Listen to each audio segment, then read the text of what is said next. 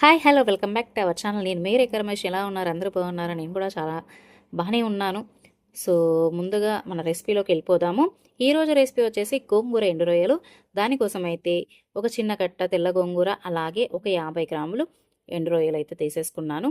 అలాగే 2 ఉల్లిపాయలు, ఎందుకంటే గోంగూర పులుపు ఉంటుంది కనుక ఒక 2 మీడియం సైజ్ ఉల్లిపాయలు అయితే తీసుకున్నాను. అలాగే ఉప్పు, కారం, పసుపు, ధనియాల పొడి, జీలకర్ర పొడి, కొంచెం గరం మసాలా, కొంచెం మెంతిపిండి, అలాగే ఒక 5 పచ్చిమిర్చి, ఒక వెల్లుల్లి అయితే తీసుకున్నాను, చిన్న గడ్డ. చూసారు కదా. ఇందులో అల్లం వెల్లుల్లి పేస్ట్ వేయను, ఎందుకంటే మనం చేసేది గోంగూరతో కనుక అల్లం వెల్లుల్లి పేస్ట్ వేయాల్సిన అవసరం ఉండదు. వెల్లుల్లిపాయ చక్కగా రెబ్బలు ఎక్కువ వేసుకుంటే, అంటే ఒక చిన్నపాటి వెల్లుల్లిపాయని మంచిగా మెత్తగా దంచేసేసుకొని నూనెలో వేసుకుంటే చక్కగా ఫ్లేవర్ పట్టి చాలా బాగుంటుంది. సో తలా తోకలు తీసేసి క్లీన్గా పెట్టుకున్నాను ఎండు రొయ్యలు. సో ఫస్ట్ స్టవ్ వెలిగించి ముందుగా దానిపై ఒక చిన్న కళాయి పెట్టేసుకొని ఎండు రొయ్యల్ని వేయించుకుందాం. సో ఇలా వేగించుకోవడం వలన ఏంటంటే ఏదైనా డస్ట్ కనుక ఉంటే అవి కాస్త రాలినట్టుగా అవుతాయి అన్నమాట.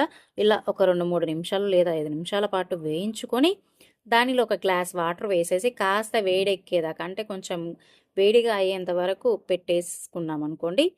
కాస్త నాని దానిలో పట్టేసి ఉన్న ఏదైతే చిన్న చిన్న మట్టి రేణువులు కానీ దుమ్ము ధూళి కానీ ఉంటే ఆ నీళ్ళలోకి వచ్చేస్తాయి. తర్వాత మళ్ళీ శుభ్రంగా 2 సార్లు మామూలు వాటర్లో కడుక్కోవాలన్నమాట.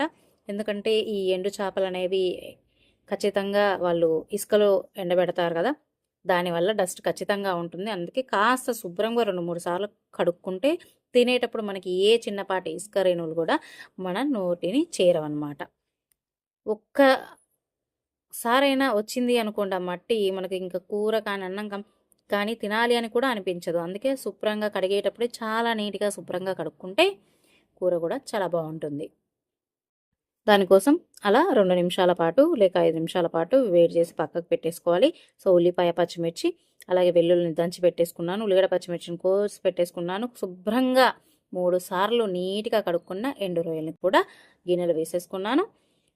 చక్కగా ఇప్పుడు స్టవ్ వెలిగించేసుకొని గిన్నె పెట్టేసుకొని ఆ గిన్నె కాస్త హీట్ ఎక్కాక ఆయిల్, కూరకి సరిపడా ఆయిల్ ఖచ్చితంగా, అంటే ఖచ్చితంగా గోంగూరకైనా కానీ ఎండు రొయ్యలకైనా కానీ నూనె కాస్త ఎక్కువే పడుతుంది. 100 గ్రాములు ఖచ్చితంగా పడుతుంది. 100 గ్రాముల నూనె అయితే నేను ఇంత చిన్న క్వాంటిటీ కూరకు కూడా వేశాను.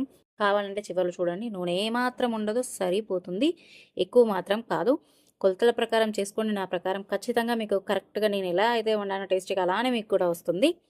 సరే, కొద్దిగా నూనె వేడెక్కగానే అందులో ఒక సగం చెంచాడు జీలకర్ర వేసుకుంటే సరిపోతుంది. అది కొంచెం చిటపటలాడాక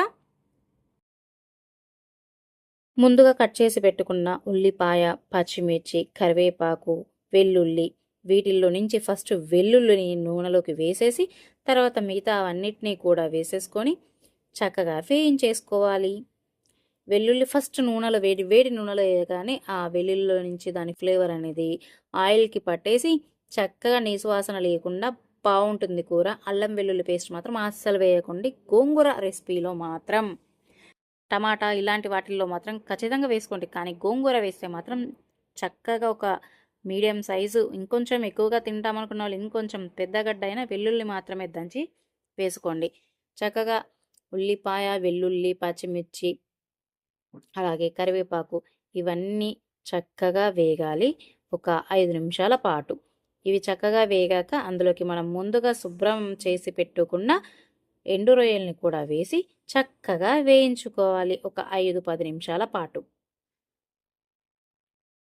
ఎందుకంటే 2-3 సార్లు మనం నీళ్ళల్లో కడిగేసాం కదా, కాస్త మెతకబడి ఉంటుంది కదా, అందుకని మళ్ళీ ఈ నూనెలో ఉల్లిపాయలతో పాటుగా ఈ ఎండు రొయ్యల్ని కూడా చక్కగా వేయించుకుంటే చక్కగా వేగి గట్టిదనం వస్తుంది ఎండు రొయ్యకి. ఇవన్నీ చక్కగా వేగాయి అనుకున్నప్పుడు అప్పుడు మనం మిగతావన్నీ ఇందులో యాడ్ చేసుకోవాలన్నమాట. అప్పటి వరకు ఇలా కలుపుతూ దగ్గరుండి చక్కగా కలుపుకుంటూ ఎండు రొయ్యల్ని వేయించేసుకోవాలి.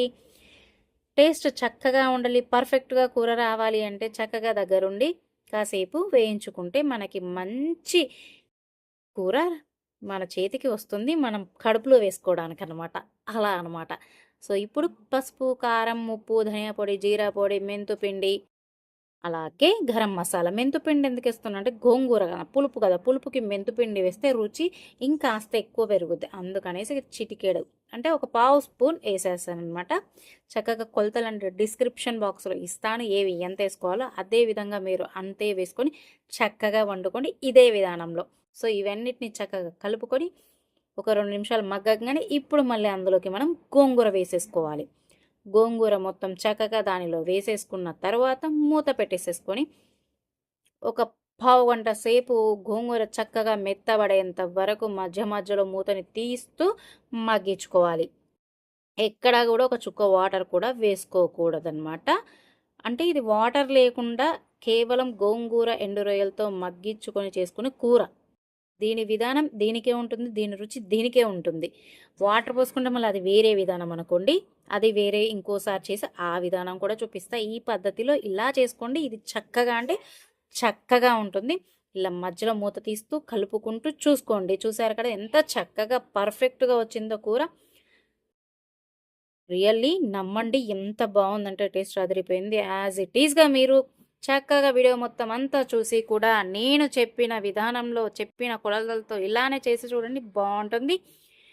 పులుపు తక్కువ తినేవారు తెల్ల గోంగూరతో చేసుకోండి, కాస్త ఎక్కువ తింటామనుకున్న వాళ్ళు ఎర్ర గోంగూరతో చేసుకోండి. నేను మా ఇంట్లో పులుపు కాస్త తక్కువగా తింటారు కనుక తెల్ల గోంగూరతో చేశాను, అదిరిపోయింది రుచి మాత్రం.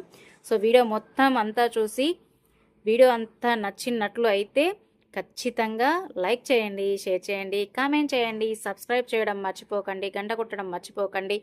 మీరు సబ్స్క్రైబ్ చేసి లైక్లు కమెంట్లు పెడితేనే కదా అండి ఇంకింకా మంచి రెసిపీలు చేయాలా, మన వాళ్ళకి షేర్ చేయాలనే ఒక ఉత్సాహం నాలో కూడా పెరుగుతుంది. సో ఖచ్చితంగా లైక్ చేసి కమెంట్ చేయండి, సబ్స్క్రైబ్ చేయడం మర్చిపోకండి. ఇంకా 1K సబ్స్క్రైబర్స్ కూడా కాలేదు. చూసారా మన పొగలు కక్కే గోంగూర ఎండు రొయ్యలు, అబ్బబ్బబ్బా అద్భుతం అండి. స్మెల్ అయితే రూమ్ అంతా అబ్బబ్బబ్బా ఎంత అంటే అంతలా వచ్చింది. నిజంగా ఇంత మంచి రెసిపీని మీరు చూసి చేసుకోకపోతే మాత్రం మంచి రెసిపీని మీరు మిస్ అయిపోయినట్లే. కనుక తప్పకుండా ఫాలో చేయండి. మన ఛానల్ని అయితే సబ్స్క్రైబ్ చేయడం మర్చిపోకండి. గ్రోతింగ్లో మీరు భాగస్వాములు అవ్వండి. 1K సబ్స్క్రైబర్స్ దాటి వాచ్ అవర్స్ పెరిగేలా నా వీడియోస్ని మీరు ముందుకు పంపించండి. అంతవరకు బాయ్.